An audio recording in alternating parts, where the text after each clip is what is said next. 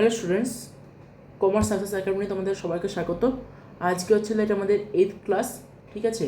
এখানে আমরা কমার্সের আজকে সোর্স সম্পর্কে জানবো, কারণ আগের ক্লাসে আমরা অবজেক্টের সম্পর্কে জেনেছি, 7th ক্লাসে অবজেক্ট সম্পর্কে জেনেছি। এটা তোমাদের সোর্স সম্পর্কে জানবো, সোর্সটা কী, ঠিক আছে। তো শুরু করা যাক আজকের ক্লাস। আর ভালো লাগলে সাবস্ক্রাইব করো, লাইক করো এবং শেয়ার করে দিও সবাইকে, কারণ আর বেল আইকনটাকে প্রেস করে রাখো। এর মতো আরও অনেক ভিডিও আসবে। এরপরে এই চ্যাপ্টারটা শেষ করার পরে তোমাদের এই সাথে প্রায় 100 কিংবা 130টার উপরে তোমাদের আসবে হচ্ছে যে এমসিকিউ যতটা পরিমাণ আমি দেবো সেগুলোই তোমাদেরকে আসবে পরীক্ষার হলে। ওইগুলোকে পড়ে গেলে তোমরা আশা করছি তোমরা কমন পেয়ে যাবে। আচ্ছা, তো শুরু করা যাক। দেখো, accounting as a source of information, এটা কি বলছে এখানে, কি বলছে দেখো, accounting as a source of information. Accounting ব্যবসার বিভিন্ন আর্থিক লেনদেনকে রেকর্ড করে, সেই তথ্যগুলোকে সাজিয়ে দেয় যাতে ব্যবসার অবস্থা সম্পর্কে পরিষ্কার ধারণা পাওয়া যায়। এই কারণে অ্যাকাউন্টিংকে বলা হয় সোর্স অফ ইনফরমেশন। অর্থাৎ বিভিন্ন মানে অনেক ইনফরমেশন একসাথে যেখানে রয়েছে, অনেক ঘটনা, মানে অনেক কিছু জানা যায় যেখান থেকে, এটাকে বলা হয় সোর্স অফ ইনফরমেশন। তাহলে অ্যাকাউন্টিংয়ের সোর্স অফ ইনফরমেশন কেন বলছি আমরা অ্যাকাউন্টিং ব্যবসার বিভিন্ন আর্থিক লেনদেনকে রেকর্ড করে, সেই তথ্যগুলোকে এমনভাবে সাজিয়ে দেয় যাতে ব্যবসার অবস্থা সম্পর্কে পরিষ্কার ধারণা পাওয়া যায়, ঠিক আছে। একদম মানে আমার ব্যবসা কোথায় চলছে, কীভাবে চলছে, মানে কোন পরিস্থিতি চলছে, ঠিক আছে, কোন অবস্থায় চলছে, সমস্ত কিছু জানা যাবে। সেটাই মানে হচ্ছে অ্যাকাউন্টিং। একে বলা হয় সোর্স অফ ইনফরমেশন। আচ্ছা, তারপর দেখো, অর্থাৎ অ্যাকাউন্টিং ব্যবসা সম্পর্কিত গুরুত্বপূর্ণ তথ্য প্রদান করে। অর্থাৎ অ্যাকাউন্টিং হলো ব্যবসা সম্পর্কে গুরুত্বপূর্ণ তথ্য প্রদান করে। অ্যাকাউন্টিং মানে হচ্ছে ব্যবসা সম্পর্কে গুরুত্বপূর্ণ তথ্য প্রদান করে। এখন প্রশ্ন হলো, অ্যাকাউন্টিং কি তথ্য কারা ব্যবহার করে, ঠিক আছে। এটা ভালো করে বুঝবে, কারণ এখান থেকে এমন কিছু প্রশ্ন দেয়, এগুলো থেকে আসলে এমসিকিউ আসে, কারা ব্যবহার করে, ঠিক আছে। এবার দেখো, মূলত দু ধরনের মানুষ অ্যাকাউন্টিং ইনফরমেশন ব্যবহার করে। ইন্টারনাল ইউজার, অভ্যন্তরীণ ব্যবহারকারী, আর হলো এক্সটার্নাল ইউজার, অর্থাৎ বাহ্যিক ব্যবহারকারী। অভ্যন্তরীণ ব্যবহারকারী যারা ভিতরের মানুষ, যেমন ওনার্স, ম্যানেজার ইত্যাদি, তারা অ্যাকাউন্টিং ইনফরমেশন ব্যবহার করে ব্যবসার প্ল্যানিং, ডিসিশন মেকিং ইত্যাদি কাজ করে এবং কন্ট্রোল করার জন্য, ঠিক আছে, মানে কর্মীকে কন্ট্রোল করার জন্য, ব্যবসাকে কন্ট্রোল করার জন্য, ঠিক আছে। অভ্যন্তরীণ ইউজার এটাই, ঠিক আছে। তাহলে অভ্যন্তরীণ ইউজার মানে হচ্ছিল অভ্যন্তরীণ ব্যবহারকারী মানে হচ্ছিল যারা ওনার, ম্যানেজার, ঠিক আছে, যারা প্ল্যানিং করে, ডিসিশন মেকিং করে, প্ল্যানিং করে, কন্ট্রোল করে প্রভৃতি অ্যাকাউন্টিং ইনফরমেশনের দ্বারা। এবার পড়া হচ্ছে হলো এক্সটার্নাল ইউজার কারা। দেখো, এক্সটার্নাল ইউজার মানে বাহ্যিক ব্যবহারকারী, যারা ব্যবসার বাইরে থাকে কিন্তু ব্যবসা সম্পর্কে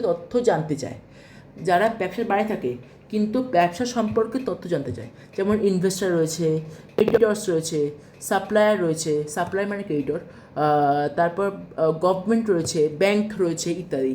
মানে গভর্নমেন্ট কী করে, তোমার ব্যবসায় কী চলছে তার এক অংশ প্রফিট আমাকে দেবে, কারণ তোমার ব্যবসার মধ্যে আমি টাকা লাগাচ্ছি। ইনভেস্টরও সেম, ক্রেডিটর্সও সেম, ব্যাংকও সেম, ঠিক আছে। এরা কিন্তু ব্যবসা কি বাইরে কী মানে ভেতরে কী চলছে সেটা জানে না, কিন্তু বাইরে থাকে কিন্তু ব্যবসা সম্পর্কে জানতে চায়, তাকে বুঝতে চায়। আর তারা অ্যাকাউন্টিং ইনফরমেশন ব্যবহার করতে চায়, কারণ ব্যবসা লাভ করছে কি না, ব্যবসা টাকা ফেরত দিতে পারবে কি না, ব্যবসার আর্থিক অবস্থা কেমন সেটা সম্পর্কে জানা যায়, ঠিক আছে। এটা হচ্ছে হলো মানে এক্সটার্নাল ইউজার আর ইন্টারনাল ইউজার। তো ইন্টারনাল ইউজারে কারা, ওনার এবং ম্যানেজার, আর external user investor, creditor, banks, আর হচ্ছে গভর্নমেন্ট। ওকে, তারপরে যেটা একটা ছোটো এক্সাম্পল দিয়ে দেখি, তারপরে এই ইংলিশটা তোমরা একটুখানি পড়ে নিও, আমি তোমাদেরকে দেখিয়ে দেবো ইংলিশটা, পড়ে নিও। এই ছোট এক্সাম্পলটা এটা ভালো করে ধরো কোম্পানির অ্যাকাউন্টিং রেকর্ডে রেকর্ডস থেকে জানা গেল যে যে এই ধরনের কোম্পানি লাভ হয়েছে 5 লাখ টাকা। এক ধরনের কোম্পানি এই বছর লাভ হয়েছে হলো 5 লাখ টাকা। ঠিক আছে, এই তথ্য থেকে ওনারা সিদ্ধান্ত নিতে পারে ব্যবসা বাড়বে কি না, ব্যাংক সিদ্ধান্ত নিতে পারে ব্যবসার ঋণ দেবে কি না। ঠিক আছে, ইনভেস্টার যে সে সিদ্ধান্ত নিতে পারে তারা কোম্পানিতে কত টাকা বিনিয়োগ করবে কি না। ঠিক আছে, মানে একটা ইনফরমেশান, একটা সোর্স অফ ফিনান্স থেকে, একটা ইনফরমেশান থেকে কত লোক বসে আছে তাদেরকে কোনো একটা ব্যবসাকে চালানোর জন্য।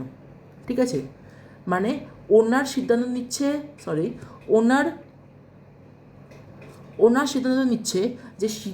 নিচ্ছে যে ব্যবসা বাড়বে কি না, বাড়াবে কি না। ঠিক আছে, ব্যবসাকে আরও বড় করবে কি না। ঠিক আছে, ব্যাংক সিদ্ধান্ত নিয়ে বসে আছে, নিতে পারে যে ঋণ দেবে কি না, ব্যাংককে ওনার চাইলে ঋণ দেবে কি না। ঠিক আছে, ইনভেস্টার যে সে বলছে যে তারা কোম্পানির টাকা বিনিয়োগ করবে কি না। যদি আমার 5 লাখ টাকা লস হয় তাহলে তো গেল, ইনভেস্টার বিনিয়োগ করবে না, ব্যাংক ঋণ দেবে না। ঠিক আছে, এই কারণে আর মালিকও চাইবে না যে আমার মানে ব্যবসাটা আরও বড় হোক, মানে আর বড় হবে না। ঠিক আছে, কারণ এটা লস হয়ে গেছে। পরে গিয়ে মালিক হয়তো ভাবতে পারে যে ব্যবসা বাড়াবে। ঠিক আছে, তাই বলা যায় যে অ্যাকাউন্টিং ব্যবসার গুরুত্বপূর্ণ তথ্য প্রদান করে। সেই তথ্যের ভিত্তিতে বিভিন্ন সিদ্ধান্ত নেওয়া হয়।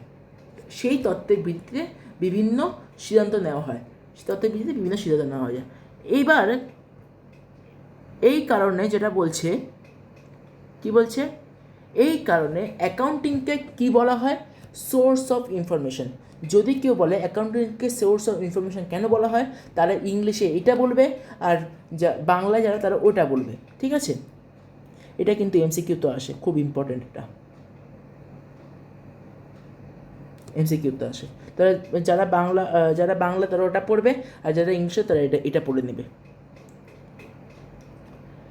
Accounting records the various financial transactions of a business and organizes that the information such a way that a clear idea is obtained about the state of business. That is why the accounting is called the source of information.